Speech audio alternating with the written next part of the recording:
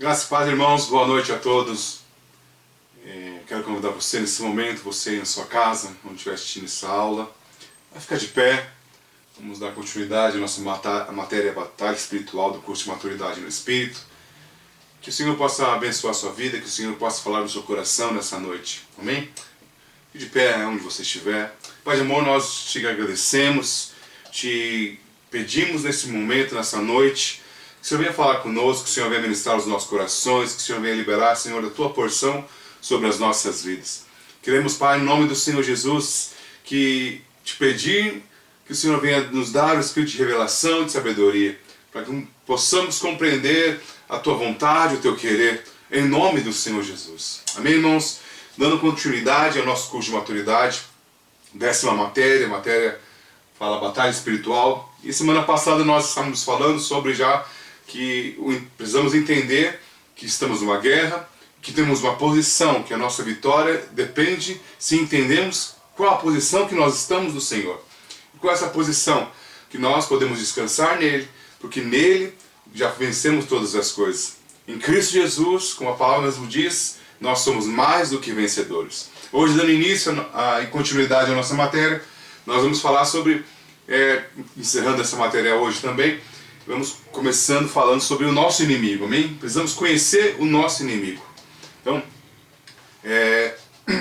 a vitória na guerra, ela acontece de várias maneiras. Então ela depende de vários fatores, né? Fatores que são cruciais. Então, entre eles são as instruções. O primeiro fator que nós precisamos ter com relação ao nosso inimigo, nós precisamos ter instruções sobre ele. Outra coisa, né? Uma vitória numa guerra no sentido natural também, elas precisam das instruções e também das estratégias que vão ser usadas. E a força e fraqueza, né, do inimigo e a sua também. Então, quem é o inimigo? Quem é o nosso inimigo? Amém? Então, o inimigo não pode ser comparado com Deus. Amém? Satanás não pode ser comparado com Deus. Então, Satanás, ele é uma criatura de Deus. Então nós temos que entender que ele não é o rival de Deus. Deus não tem rival. Amém? Satanás também é uma criatura que Deus criou. Amém? Então ele não está em todos os lugares como Deus pode estar. Então ele não é o rival de Deus, né? Um pensamento que o diabo de um lado e Deus do outro, e como rivais, no sentido que medindo forças. Não, na verdade não existe isso. Satanás é uma criatura que não conseguiu, que quis ser igual a Deus e foi condenada por isso. Então, e ele não é como Deus, que pode estar em todos os lugares. Então ele não está em todos os lugares. Amém? Então, continuando falando sobre ele, ele não sabe de tudo. E também ele não é todo poderoso. Mas uma coisa ele é invisível. Amém? Então, quem é o nosso inimigo? Tudo isso não pode ser comparado com Deus. Ele é uma criatura de Deus. Ele não pode estar em todos os lugares ao mesmo tempo. Ele não sabe de todas as coisas. Ele não é todo poderoso e ele é invisível. Então, o que a Bíblia diz sobre o nosso principal inimigo, Satanás? Então, a Bíblia diz que ele é real. Uma das estratégias que ele tem para vencer e resistir ao ser humano, ao homem, é colocar na mente do ser humano que ele não existe, que ele não é real. Que ele é um folclore, uma história, uma mentira que foi inventada para colocar medo nas pessoas. Então, no intelecto lá em 2 Coríntios, ele tem um pensamento. Vamos ler a 2 Coríntios capítulo 11, verso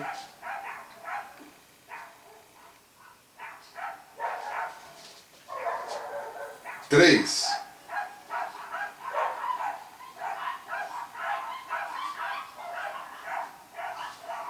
Amém? Então ele tem um pensamento, ele tem um intelecto. Diz assim: mas temo que, assim como a serpente enganou Eva com a sua astúcia, assim também seja de alguma sorte corrompidos os vossos sentidos, e se apartem da simplicidade que há em Cristo. Então ele é um ser inteligente, além de real, ele é um ser inteligente. Então um erro, um engano é pensar que ele é tolo, bobo. Mas na verdade ele é muito inteligente. E o texto aqui diz, assim como ele enganou Eva, né, o apóstolo Paulo estava escrevendo aos Coríntios, dizendo, olha, temo que alguns caiam, né, sejam enganados como Eva foi enganada pela serpente. E aí é uma grande estratégia que ele tem. É um pensamento que as pessoas têm que ele não é real, mas acabam sendo enganadas por ele. Então, a Bíblia fala que, com relação ao mundo, ele cega o entendimento das pessoas para que elas não conheçam a verdade e não sejam salvas. Como ele cega? Né? Enganando. Né? A Bíblia fala que ele veio matar, roubar e destruir. Uma das maneiras de roubar é enganando as pessoas. Lá em Lucas capítulo 4, vamos ler uma grande porção do verso 1 até o verso 12. Lucas 4. Nós vemos que Jesus ali foi levado por ele. Então, Jesus, cheio do Espírito Santo, voltou do Jordão e foi levado pelo Espírito ao deserto. E 40 dias foi tentado pelo diabo. E naqueles dias não comeu coisa alguma. E terminado eles, teve fome. E disse-lhe o diabo, se tu és o Filho de Deus, dize a esta pedra que se transforme em pão. E Jesus lhe respondeu, dizendo, está escrito que nem só de pão viverá o homem, mas de toda a palavra de Deus. E o diabo, levando a um alto monte, mostrou-lhe, no momento de tempo, todos os reinos do mundo. E disse-lhe o diabo, dar-te-ei a ti todo este poder e a sua glória, porque a mim me foi entregue, e dou a quem quero. Portanto, se tu me adorares, tudo será teu. E Jesus respondendo, disse-lhe, vai-te para trás de mim, Satanás, porque está escrito, adorarás o Senhor teu Deus, e só a ele servirás. Levou também a Jerusalém e pô-lo sobre o pináculo do templo, e disse-lhe, se tu és o Filho de Deus, lança-te daqui abaixo, porque está escrito, mandará os teus anjos acerca de ti, que te guardem, e que sustenham nas mãos, para que nunca tropeces, como o teu pé em alguma pedra. E Jesus respondendo disse-lhe, dito está, não temerás ao Senhor o teu Deus. Bem, então você vê que ele tenta o tempo todo, na mente das pessoas, fazer que, como se não se existisse, para que as pessoas caiam no engano e na cilada dele. Então nós precisamos entender que ele é real, ele tem um intelecto, ele tem uma mente, e também ele tem emoções. Lá em Isaías, capítulo 14, nós podemos ver isso. Isaías 14, verso 12, diz assim,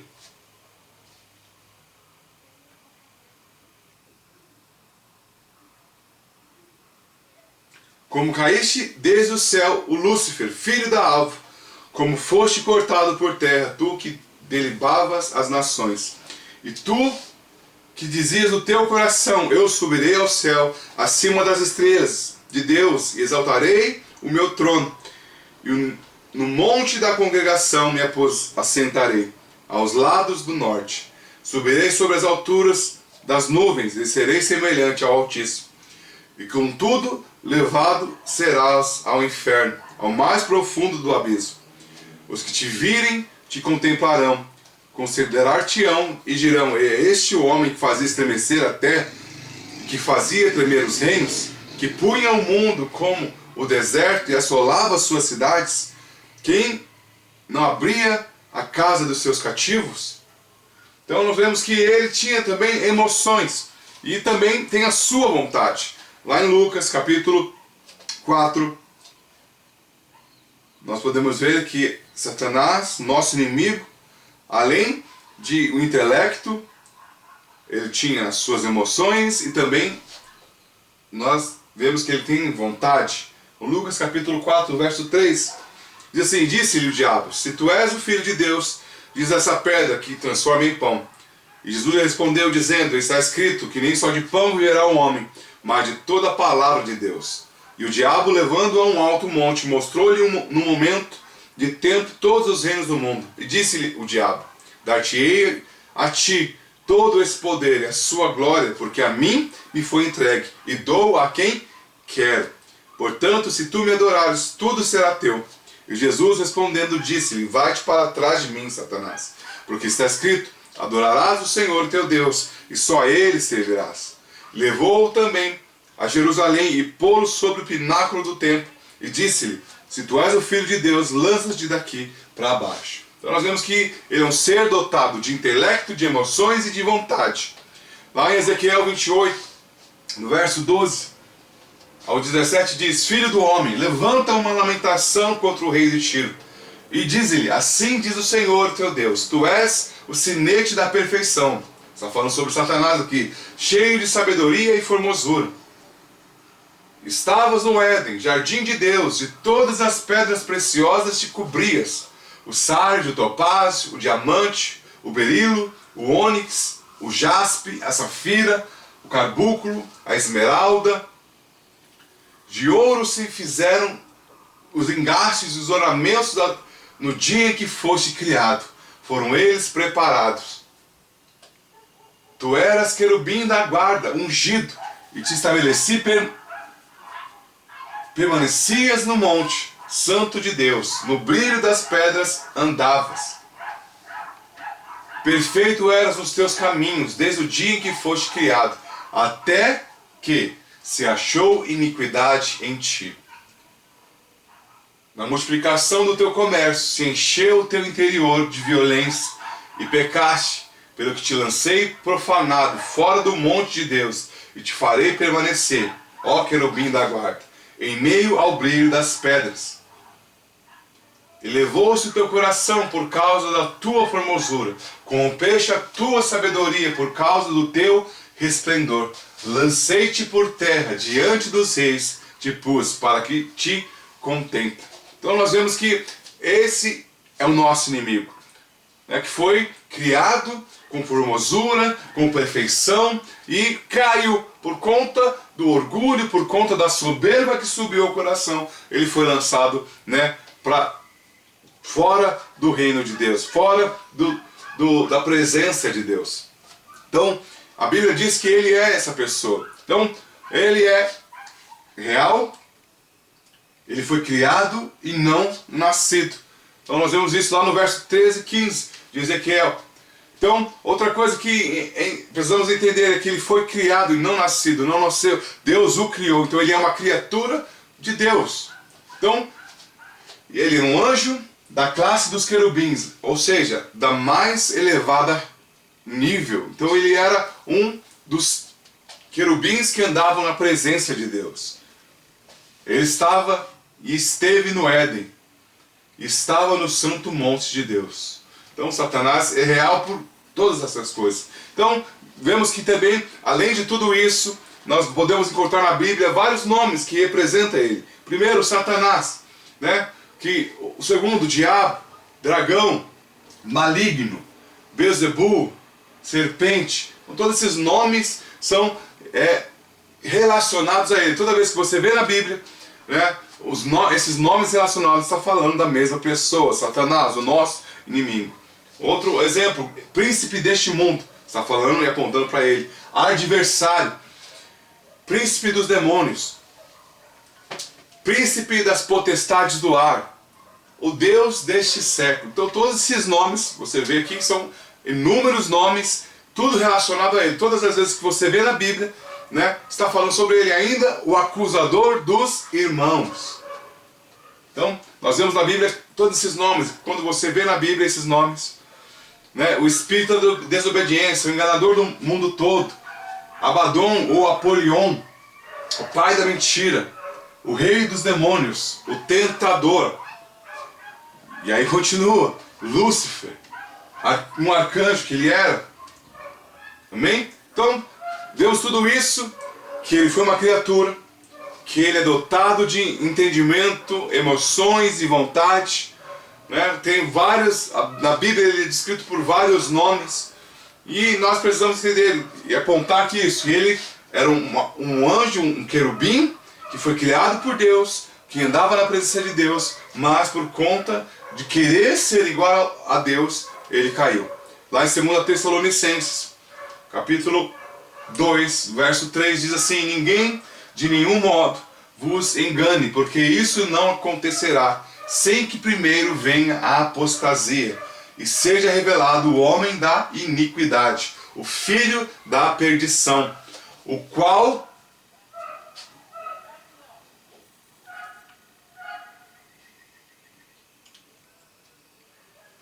se opõe e se levanta contra tudo que se chama Deus, ou objeto de culto, a ponto de se assentar-se no santuário de Deus, ostentando-se como se fosse o próprio Deus. Então lá em Isaías, capítulo 14, verso 12, vamos ler. Isaías, capítulo 14. Nós vamos ver, falando sobre a queda. Lá no verso 12, diz assim: como caíste desde o céu, ó Lúcifer, filho da alva, como foste cortado por terra, tu que derribavas as nações, e tu dizias no teu coração: eu subirei ao céu, acima das estrelas de Deus, e exaltarei o meu trono, e no monte da congregação me assentarei, aos lados do norte. Subirei sobre as alturas das nuvens, e serei semelhante ao Altíssimo. E contudo, levado serás ao inferno, ao mais profundo do abismo. Então, o primeiro erro foi falar, ele disse: eu subirei ao céu. O segundo ponto, ele disse que acima das estrelas de Deus, ele exaltaria o trono dele. No monte da congregação se assentaria. Subiria acima das mais altas nuvens. E seria semelhante ao Altíssimo. Aqui foi a iniquidade, aquilo que era o alvo de Satanás, ou seja, o pecado de Satanás. É descrito nesse texto aqui de Isaías. Então qual foi o resultado deste pecado? Por conta disso tudo, no verso 12 nós vimos que ele foi banido do céu. Também teve uma corrupção do seu caráter e a perversão do seu poder, e retenção da dignidade, e destinado ao abismo. Então, nós vamos lá, olhando para isso, qual o caráter de Satanás? De assassino, mentiroso, firmado na prática do pecado, opositor do justo. Então, lá em Mateus 25, no verso 41, nós vemos lá, aqui, o domínio que ele tem. Então, o rei dirá também aos que estiverem à sua esquerda: apartai-vos de mim, malditos, para o fogo eterno, preparado para o diabo e os seus anjos. Então, ele é governante dos anjos caídos. Então, lá em Apocalipse 12, no verso 9, nós lemos assim: e foi expulso grande dragão, a antiga serpente, que se chama Diabo e Satanás, o sedutor de todo mundo. Sim, foi atirado para a terra, e com ele os seus anjos. Então nós vemos que ele o domínio dele, ele governa uma parte. Ou seja, quando ele foi condenado, ele arrastou, ele levou, ele conseguiu, eu imagino que de uma maneira de convencer um terço dos anjos ir junto com ele. Então, além dele ter se corrompido, ele corrompeu ainda um terço dos anjos. Então, e esses anjos que estão com ele é o governante desses anjos. Ele tem domínio. Amém? Então, qual é a sua esfera de ação? Habita nas regiões celestes. Então, o ambiente dele é no mundo, no reino do Espírito. Então, ele habita nas regiões celestes. E tem acesso ao céu. Está ativo na terra. E ele e suas hostes buscam opor-se aos crentes e à igreja. Então, derrotá-los e impedir a divulgação do evangelho. Então, nós sabemos que a ação dele no mundo quando eu falo no mundo, é diante daquelas pessoas que ainda não conheceram o Senhor Jesus como Senhor e Salvador, que estão ainda fora, vivendo na prática do pecado, ainda não foram salvas, não tiveram sua natureza transformada pelo amor e a graça de Deus. Qual o alvo dele? Qual a esfera de trabalho dele? Cegar o entendimento dessas pessoas, para que elas não alcancem a salvação. Lá em Apocalipse capítulo 20, verso 1 ao 3, diz assim: então vi descer do céu um anjo, e tinha na mão a chave do abismo, e uma grande corrente. Ele segurou o dragão e a antiga serpente, que é o diabo, Satanás, e o prendeu por 1000 anos. Lançou-o no abismo, fechou e pôs selos sobre ele, para que não mais enganasse as nações, até que se completarem os 1000 anos. E depois disso, é necessário que ele seja solto pouco tempo. Então nós sabemos que ele é essa pessoa, né, que se opõe à igreja, que se opõe ao Evangelho de Deus, que se opõe à vontade de Deus aqui na terra.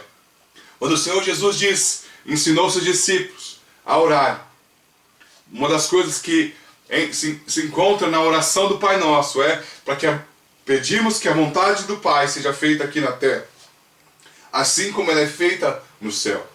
É interessante porque nós precisamos orar para que a vontade de Deus seja feita aqui na terra. Porque na terra ela foi dada, ela foi entregue. Como você mesmo viu, né, o diabo quando tentou Jesus falar, eu tenho autoridade sobre isso aqui, porque foi me dado. Por quem? Quem deu autoridade para Satanás aqui na terra? Nós sabemos que quando o homem caiu, Adão pecou, a autoridade que Deus tinha dado para ele, quem Deus colocou como guardião do jardim? O próprio Adão. E quando Adão caiu, essa autoridade que Deus havia lhe dado, ele colocou nas mãos de Satanás. Então, quando Satanás tenta Jesus e fala, olha, eu posso te dar, ele estava falando uma verdade, porque foi entregue a ele. Então quando nós oramos para que seja feita a vontade do Pai aqui na terra, nas nossas vidas, na nossa casa, na nossa família, nós estamos nos opondo à vontade de Satanás, que é o contrário da vontade de Deus, que é o contrário daquilo que Deus tem para a nossa vida, que é o contrário daquilo que podemos entender que é a verdadeira vontade do Senhor. Então nós precisamos de fato, e uma das coisas, um dos propósitos de aí do Senhor não ter nos levado ainda, é porque Ele espera que nós venhamos desfazer as obras do inimigo. Então eu e você estamos aqui com um propósito claro, né? Nos posicionar na vitória de Cristo, nos posicionar naquele que é o vencedor, ou seja, para destruir as obras do inferno. Então você como igreja, nós como igreja, temos um propósito aqui na terra, é prevalecer contra o inimigo. O Senhor nos deu autoridade para expulsar demônios, para desfazer as obras do inferno. Então nós precisamos entender que o nosso inimigo ele é real. Ele é real e é muito astuto. O engano que ele muitas vezes consegue colocar na mente de muitos crentes é que ele não existe, ou que ele é tolo, bobo, mas na verdade ele é muito inteligente. Ele, né, se nós não estivermos atentos, se nós não sabemos como é que ele age, não sabemos como é que a maneira que ele age. Na semana passada nós falamos que é sempre do mesmo modo, um mesmo caminho que ele age, desde lá do Éden, desde lá do jardim, desde o início, lá de Gênesis, até os dias de hoje. A maneira que o inimigo usa para nos enganar, para enganar o homem é colocando pensamentos na nossa mente que não são os pensamentos de Deus. Se nós deixarmos esses pensamentos entrarem, nunca prevaleceremos contra ele. Por mais que em Cristo somos mais que vencedores, vamos ser sempre presas fáceis na mão dele. Então, nós precisamos entender, precisamos estar preparados, né? Ainda mais nesses dias. Nós sabemos que é uma guerra espiritual. Isso tudo que nós estamos vivendo hoje, claro que não é a vontade de Deus, claro que não é os planos de Deus. Claro que Deus vai usar isso tudo que está acontecendo para cooperar para o nosso bem, para cooperar com o bem da igreja. Mas saiba que isso tudo tem, com certeza, a mão do inimigo, né? Se opondo à igreja, se opondo ao reino de Deus, para que as pessoas não conheçam a Deus e para que os crentes não cresçam em verdade. Então nós precisamos estar preparados para enfrentá-lo e saber como ele age, saber quem ele é, para que possamos no dia nos posicionar da maneira certa. Então, continuando, nós precisamos entender que é uma armadura de Deus. Lá em Efésios capítulo 6, verso 11 diz: revesti-vos de toda a armadura de Deus para para poderes ficar firmes contra as ciladas do diabo. Então esse texto aqui de Efésios capítulo 6, verso 11, está dizendo que nós devemos nos revestir de uma armadura que não é nossa, uma armadura que não é de pessoas, uma armadura de Deus, para podermos ficar firmes contra as ciladas do diabo. Então, continuando, diz assim, no verso 3, bendito Deus Pai de nosso Senhor Jesus Cristo, que nos tem abençoado com toda sorte de bênção espiritual nas regiões celestiais em Cristo. Lá agora em Efésios capítulo 6, no verso 10, diz assim, quanto ao mais, sede fortalecidos no Senhor e na força do seu poder, revestivos de toda a armadura de Deus, para poderes ficar firmes contra as ciladas do diabo. Porque a nossa luta não é contra sangue e carne, e sim contra os principados e potestades, contra os dominadores deste mundo tenebroso, contra as forças espirituais do mal nas regiões celestes. Portanto, tomai toda a armadura de Deus, para que possais resistir no dia mau, e depois de teres vencido tudo, permanecei inabaláveis. Estai, pois, firmes, cingido-vos com a verdade, e vestido-vos da couraça da justiça. Calçai os pés com a preparação do evangelho da paz, embraçando sempre o escudo da fé, com o qual podereis apagar todos os dardos inflamados do maligno. Tomai também o capacete da salvação e a espada do Espírito, que é a palavra de Deus. Com toda oração e súplica, orando em todo tempo no Espírito, para isto vigiando com toda perseverança e súplica por todos os santos. Amém? Então, nós vemos aqui que há várias... É completa essa armadura. Lá em Romanos 16, verso 20 diz, e o Deus da paz em breve esmagará debaixo dos vossos pés a Satanás.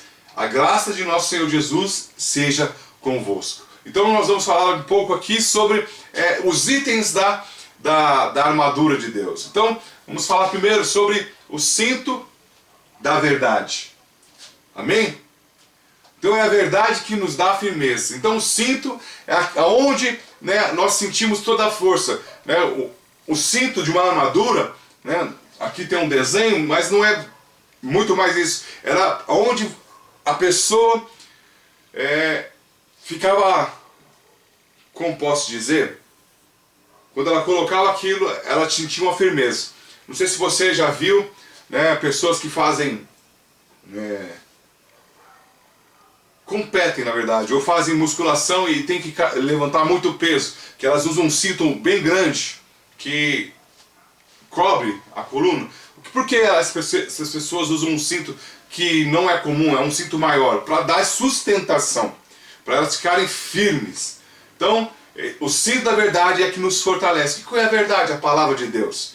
Então, quando nós temos a verdade dentro de nós, quando nós vivemos a verdade, não há dúvidas. O grande problema é que as pessoas não percebem que são amadas por Deus. Elas pensam que o relacionamento delas com relação a Deus depende da conduta delas. Depende do que elas fizeram, o que elas não fizeram. Quando elas têm essa verdade dentro delas, que elas são amadas, que são filhos amados. Jesus, quando venceu o inimigo, a palavra que ele tinha era: Tu és meu filho amado, no qual tenho meu prazer. O que manteve Jesus firme diante da cilada do inimigo, diante da tentação de Satanás, foi o cinto da verdade. Ou seja, estava ali firme por conta da verdade. A verdade é que nos sustenta. A verdade é que nos guarda. A verdade é que nos livra de toda mentira do inimigo.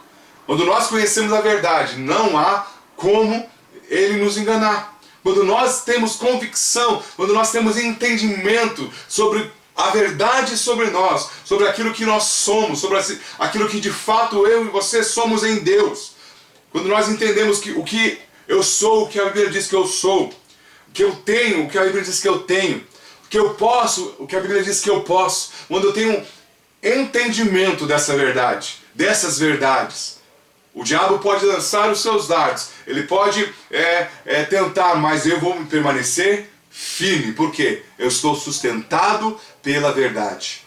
Então, uma pergunta: se Jesus voltasse hoje, qual seria a sua sustentação? Qual seria a sua força? Qual o seu entendimento? Você seria arrebatado com ele? Ou você teria um medo? Percebe? Porque tudo depende daquilo que você acredita. Tudo depende daquilo que você tem como entendimento, como verdade. A verdade é que nós estamos nele, fomos salvos por ele e ele vem nos buscar. Amém? Lá em João 8,32 disse: pois Jesus aos judeus que haviam crido nele: se vos permaneceres na minha palavra, sois verdadeiramente meus discípulos, e conhecereis a verdade, e a verdade vos libertará.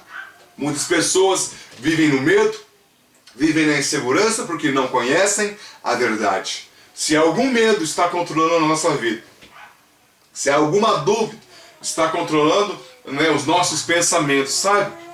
Que a única maneira de nós vencermos esse medo é conhecendo a verdade. Só seremos livres do medo, só seremos livres de toda acusação quando a verdade se torna real na nossa vida. Então por isso que nós precisamos nos cingir do cinturão da verdade, que nos dá sustentação, que nos dá força para ficarmos de pé diante das ciladas do inimigo. Amém? Dando continuidade, a couraça da justiça, Lá Romanos 5,17, se pela ofensa de um, por meio de um só, reinou a morte, muito mais que receberam a abundância da graça e o dom da justiça reinarão em vida por meio de um só, a saber, Jesus Cristo. Disse, pois, Jesus aos judeus que haviam crido nele: se vos permaneceres na minha palavra, sois verdadeiramente meus discípulos, e conhecereis a verdade, e a verdade vos libertará. E ser achado nele, Filipenses 3,9, não tendo justiça própria que procede da lei, senão que é mediante a fé em Cristo, a justiça que procede baseada na fé. Amém? Então, essa é a verdade. A verdade é o quê? Que nós fomos achados nele. Quando o Senhor olha para nós, ele vê o seu Filho amado, ele vê Jesus. Quando ele olha para você, ele não vê o seu pecado. Quando Balaão subiu ao monte para profetizar contra o povo de Deus, ele não pôde profetizar, porque ele viu a cruz, ele viu a maneira que o arraial, a maneira que o povo de Deus se estabeleceu no deserto, e a maneira que Deus havia determinado que eles montassem o seu acampamento em torno do tabernáculo. A imagem da cruz foi formada. Então, o que isso mostra para nós é que pela cruz não há mais acusação, não há mais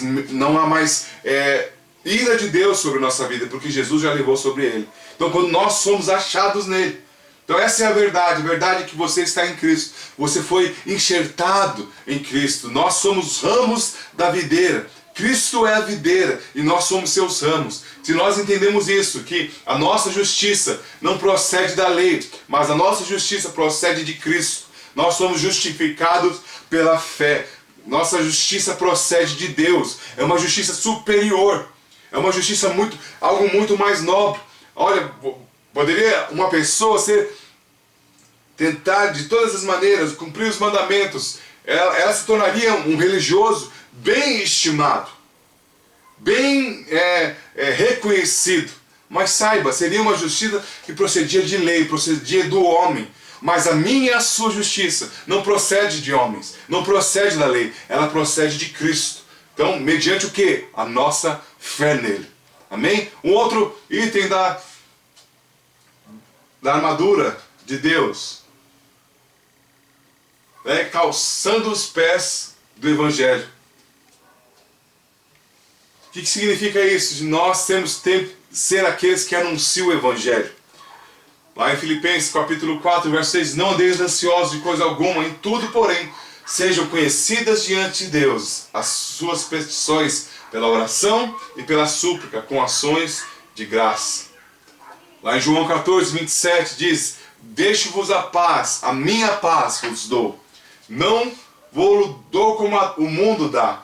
Não se turbe o vosso coração, nem se atemorize. Então nós temos que entender que nós temos a paz. Nós somos os anunciadores da paz. Eu e você recebemos de Cristo uma comissão de fazermos discípulos. Então, como eu posso dizer que sou discípulo de Jesus se não anuncio a paz dele àqueles que estão perto de mim? Eu preciso ter entendimento. Lembra da questão da verdade?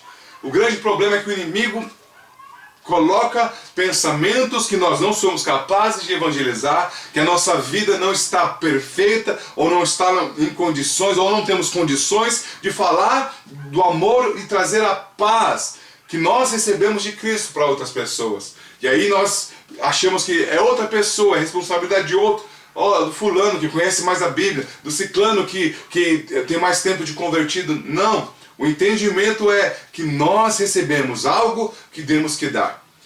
Certo momento, João e Pedro estavam indo para o templo orar.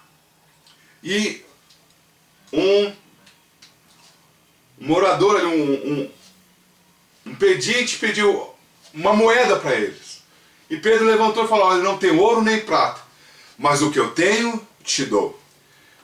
Irmãos, olha só que interessante. No momento de crise, no momento de circunstâncias adversas, talvez você não perceba o que Pedro respondeu. Muitas vezes nós falamos: olha, como eu vou falar de Deus se minha vida eu estou tendo falta de algumas coisas? E é interessante que a questão financeira é a mais tocante, é a que mais perturba as pessoas. Como eu vou falar de Deus se nem minha vida está tudo bem? Se nem eu mesmo estou bem com todas as coisas? Imagine, Pedro não tinha ouro nem prata, ele não tinha nada natural. O que ele estava falando para aquele homem que estava pedindo uma moeda? Estava pedindo, era um aleijado, ele estava pedindo um dinheiro para comprar algo para comer. Pedro poderia, e eu imagino que nesse processo, nessa conversa, nessa ação, deve ter havido o diabo deve ter tentado lançar mentiras que Pedro rebateu. Olha só, você serve a Jesus, mas não tem nada para oferecer para esse homem. Você serve a Jesus, mas olha só a sua vida, você mesmo não tem lá para você se sustentar. E o que Pedro fala? Ele não aceita essas mentiras. Claro que eu estou aqui acrescentando, não está escrito isso na Bíblia. Mas Pedro fala: eu não tenho ouro nem prata, mas o que eu tenho te dou. Levanta e anda. E aquele homem é curado naquele momento. Você percebe? Nós temos que ser esses anunciadores da paz. Ele deixou-nos a paz. Não como o mundo dá, mas a paz que temos com Deus. Eu e você precisamos ser esse caminho que leva as pessoas a Deus. Assim como Jesus se fez caminho para eu e você nos achegarmos ao Pai, nós temos que ser essas pessoas que conectam, né, a vida delas a Cristo Jesus. E assim tem as suas vidas transformadas. Um outro item da armadura de Deus fala escudo da fé. Em Hebreus 10, verso 35, não abandoneis, portanto, a vossa confiança. Ela tem grande galardão. Com efeito, tendes necessidade de perseverança, para que, havendo feito a vontade de Deus, alcanceis a promessa. O que significa o escudo da fé? A fé é que te guarda, a fé é que te livra de viver uma vida fora daquilo que é a vontade de Deus. Quando você crê na promessa e você mantém essa fé, é que as promessas acontecem, as promessas vêm. Então nós precisamos o quê? Sempre estar guardando, sempre estar na nossa mente. Então a fé é crer naquilo que ainda não existe, como se já existisse, como já existente. Então é um paradoxo, porque muitas vezes com os seus olhos você não vai ver, mas se a palavra de Deus disse, creia que já aconteceu, creia que já se tornou realidade, porque assim como a Bíblia mesmo diz que todas as coisas foram criadas, ainda quando não eram visíveis, todas as promessas de Deus, mesmo aquelas ainda que não foram concretizadas de fato, né, ali para você ver com os olhos, tocar com as suas mãos. Creia, se Deus prometeu, vai acontecer. E o escudo da fé também, ele pode impedir que você caia nas ciladas do inimigo. Por quê? Quando você crê que você é, no que a Bíblia diz que você é, que você se enxerga como você é, o inimigo pode tentar lançar os dardos, mas eles não vão atingir você. Quando você crê que você é filho amado, um exemplo, se você crê, se você tem convicção que você é amado por Deus, uma situação adversa não vai tirar você do rumo, não vai tirar você do propósito. Por quê? Porque você crê que Deus continua com você. Mas se você não tem fé nessa verdade que você é filho amado, a situação adversa vem, o inimigo lança uma mentira, ele lança uma mentira falando, olha, Deus te abandonou, Deus te largou. Larga tudo também.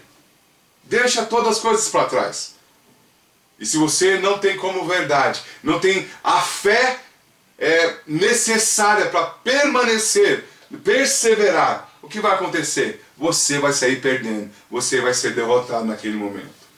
E o último item penúltimo item da armadura, o capacete da salvação, lá em 1 Tessalonicenses, verso 5, ou capítulo 5, verso 8 diz, nós, porém, somos do dia, sejamos sóbrios, revestindo-nos da couraça da fé e do amor e tomando como capacete a esperança da salvação. Que nós temos no nosso entendimento que nós não somos deste mundo. Colossenses 2 diz que se nós ressuscitamos com Cristo, pensamos nas coisas lá do alto. A nossa mentalidade não deve ser uma mentalidade natural. Nossa mentalidade, nossa maneira de pensar deve ser uma maneira celestial.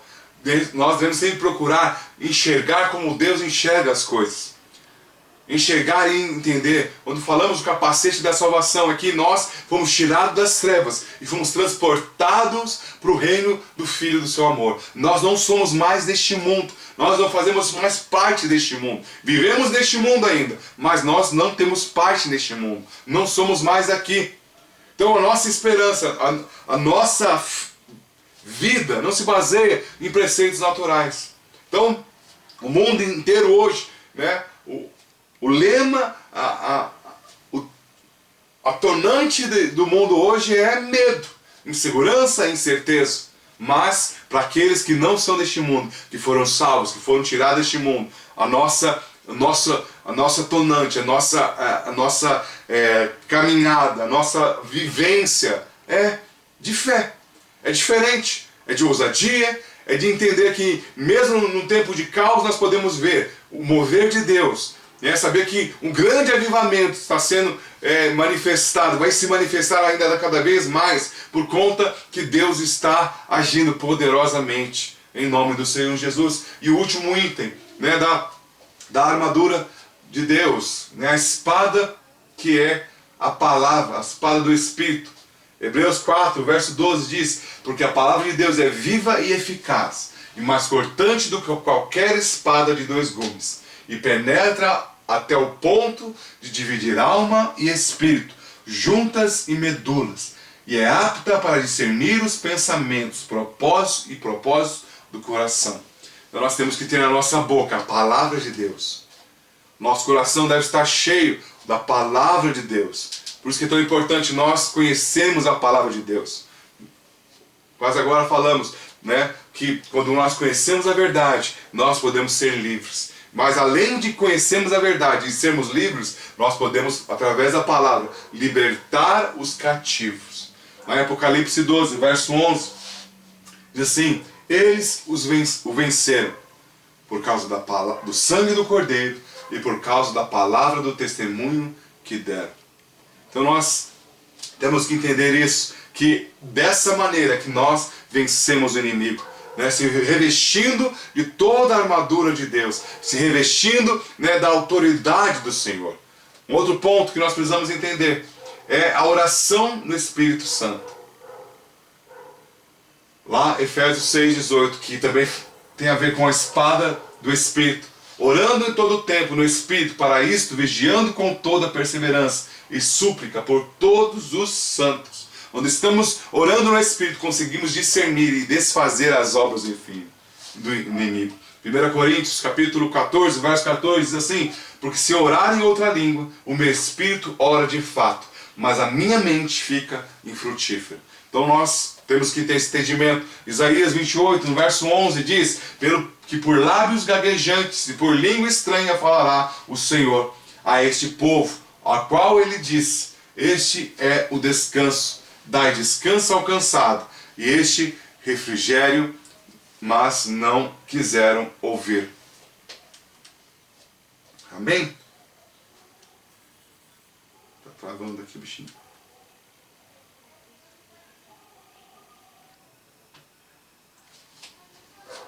Nós precisamos entender, irmãos, né? Há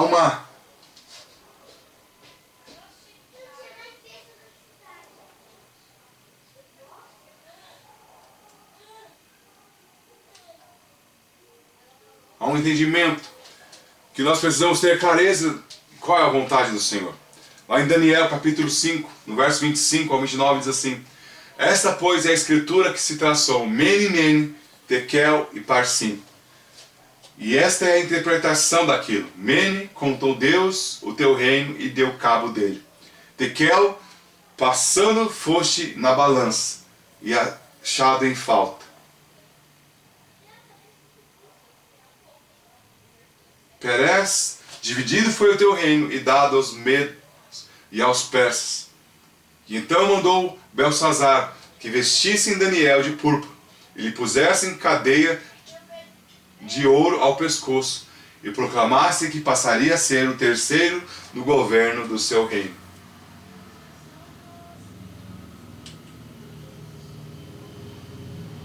Então, você vê que uma palavra, né? O orar em línguas que nós estamos falando, orar no Espírito. Essa é uma profecia que foi dada, a interpretação que Daniel trouxe ao rei. Se isso aqui funcionar, fica mais fácil. Mene, Mene, Tekel e Parsim. Olha que interessante. 4 palavras, mas olha só o desenrolar e a interpretação de tudo aquilo que foi descrito nessas 4 palavras.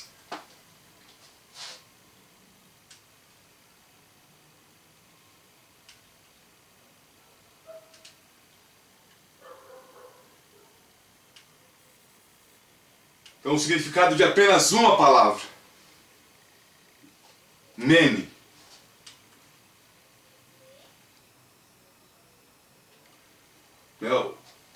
O significado foi: contou Deus o teu reino e deu cabo dele. Então, Mene, claro que não é interpretação, não é uma tradução. Nós temos que entender que oração em línguas e a interpretação de línguas não é uma tradução, né, do dom de línguas. Então a interpretação, né, de línguas estranhas não é uma tradução. Então você pegar essa palavra Mene e estar dizendo que contou Deus o reino dele e deu cabo dele. Não significa isso. Mas para aquele momento, para aquela situação, essa palavra teve esse significado. Mene, o significado ali na profecia foi: contou Deus o teu reino e deu cabo dele. E Tekel, né, pesado foste na balança e achado em falta. Parsim, dividido foi o teu reino e dado aos medos e aos persas. E lá em 1 Coríntios 14, verso 4 diz: o que fala em outra língua, a si mesmo se edifica, mas o que profetiza edifica a igreja. Lá em Romanos 8, 26 diz: também o Espírito semelhante nos assiste em nossa fraqueza, porque não sabemos como orar, como convém, mas o mesmo Espírito intercede por nós sobremaneira com gemidos inexprimíveis. Amém? Então, qual a conclusão disso tudo? Cristo já venceu e nós vencemos com Ele. Se eu estou em Cristo, eu já sou mais do que vencedor. Então a guerra é uma proclamação da vitória de Deus. A guerra, ela se dá no entendimento que Cristo já venceu. E esse é o entendimento, nós somos vencedores com Ele. Então a guerra é uma proclamação dessa vitória, ou seja, é um manifestar da vitória que Cristo já conseguiu. Então nós estamos aqui encerrando essa aula, falando sobre a oração no Espírito. Por que é tão importante orar no Espírito? É porque nós oramos no Espírito e estamos orando e exercendo o nosso Espírito. Qual é a região que o inimigo atua? É na região do Espírito.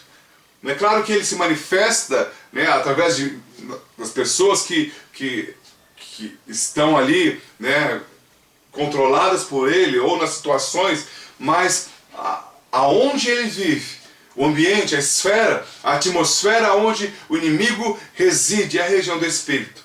Você vai perceber que quanto mais você ora no Espírito, você vai discernir os Espíritos. Você vai enxergar quando é a vontade de Deus, quando é a sua vontade, quando é a vontade do inimigo prevalecendo.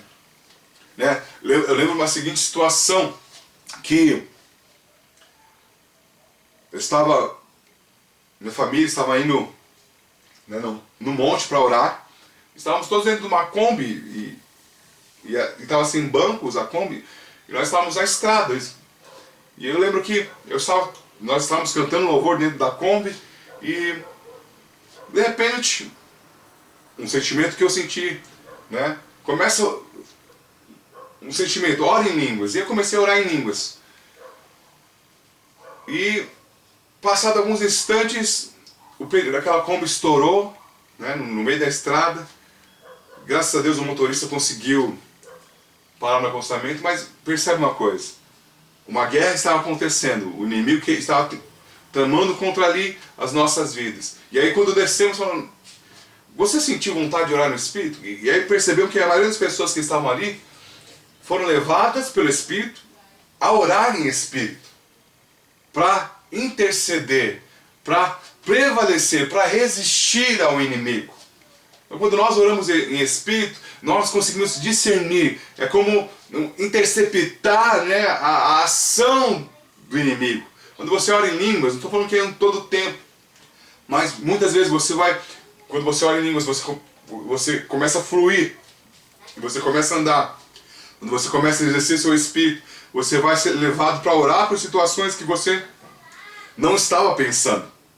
Orar por pessoas que você não estava pensando. O que é isso? É você entrar na guerra do jeito certo. É você se posicionar na guerra do jeito certo. É você usar as armas que você tem do jeito certo.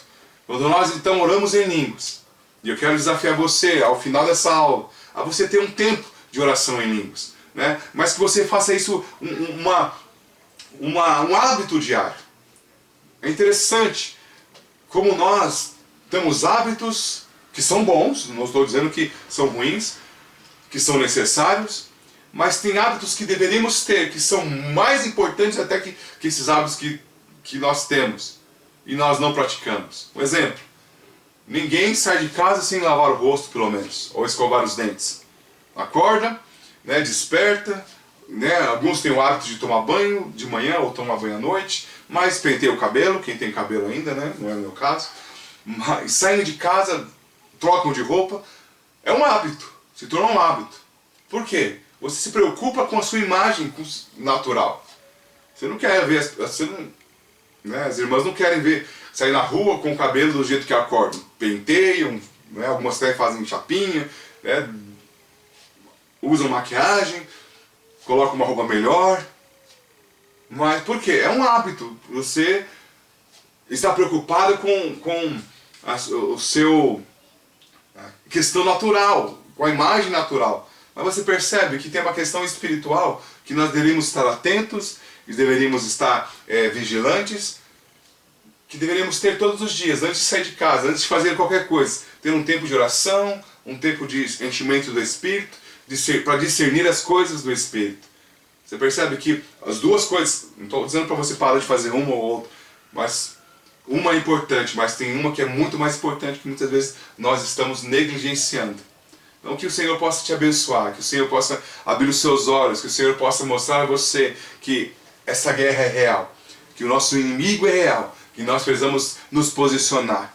A Bíblia fala lá em Tiago, capítulo 10, que devemos nos sujeitarmos a Deus, resistir ao diabo e ele fugirá de nós. Sujeitarmos a Deus é acreditar naquilo que Deus fala. é se unir a Deus na sua palavra. Não é você simplesmente, quando nós vem essa palavra sujeitar, né, já vem na nossa mente um pensamento que nós devemos fazer sacrifícios, fazer algo que vai nos custar, algo que é dolorido, que é penoso, que é difícil. Não, sujeitar-nos a Deus é nos alinharmos, é ficarmos do lado de quem está do nosso lado. O problema é que nós muitas vezes resistimos a Deus, ao invés de resistir ao diabo. É claro que Deus não foge da gente, porque Ele nos ama. Mas muitas vezes estamos resistindo àquilo que é o melhor para a nossa vida, que é a vontade do Senhor, que é o que o Senhor tem para nós. Porque não discernimos quem é o nosso inimigo. Muitas vezes lutamos com os nossos familiares, lutamos com as pessoas mais próximas. Porque o diabo sabe quem consegue te atingir. Ele sabe quais as armas que ele tem para atingir você. Para chegar até Adão, o caminho foi Eva. Percebe? O caminho que a serpente usou para que Adão caísse não foi um outro ser. Não foi um querubim. Foi aquela que estava mais próxima dele. Aquela que era carne, era uma só carne com ele. Aquela que estava mais próxima. Adão errou quando Deus perguntou: quem te fizeste pecar? Adão aponta para Eva: foi a mulher que tu me deste. Mas você percebe que o inimigo não era Eva. O inimigo sempre foi a serpente. E Adão não discerniu isso. Adão, quando Eva chegou, ele pergunta: quem foi que te deu? Quem foi que te falou? E ali vencido. Mas como ele não percebeu, como ele não discerniu, ele caiu junto com ela. Então, muitas vezes nós nos resistimos, lutamos contra quem está próximo de nós. Porque é quem está próximo que muitas vezes é usado para nós cairmos nas ciladas do inimigo. E também muitas vezes ele nos usa para ferir quem está próximo de nós. Não podemos permitir isso. Mas como é que nós não vamos permitir isso? Se posicionando do jeito certo. Nós temos que entender que Deus é por nós. Que o Senhor quer nos abençoar. Você percebe as pessoas que estão do seu lado, os seus filhos, familiares, não são para você destruir a vida deles, nem para destruir a sua vida. Mas você percebe que o que o inimigo usa, exatamente, as pessoas mais usadas para destruir a vida das pessoas são aqueles que deveriam estar abençoando. Quantos traumas, quantas inseguranças as pessoas têm dentro de si, porque foram lançadas pelos pais na infância. Ou nós, como pais, muitas vezes acabamos, por não discernirmos, ferindo os nossos filhos. E os nossos filhos também podem nos ferir, porque não discernem que, ao invés de ter um entendimento que estão ali para nos abençoar e abençoarmos também as pessoas, podemos estar ferindo as pessoas. Que na nossa boca não sai a palavra para ferir as pessoas, mas que a nossa boca sai as palavras que o Senhor quer dizer para essas pessoas. Que você seja nesse tempo aqueles que levam a paz do Senhor, aqueles que têm uma palavra de vida, não a palavra de condenação, nem para si mesmo, nem para os outros. Entenda isso, que a guerra não é contra o seu irmão, a guerra é contra o inimigo, que atua nas regiões celestiais. Quando nós estamos orando e cheios do Espírito, nós conseguimos discernir essas coisas. Amém? Que o Senhor te abençoe, que o Senhor venha enriquecer a sua vida com graça, poder e unção, em nome do Senhor Jesus. Aleluia.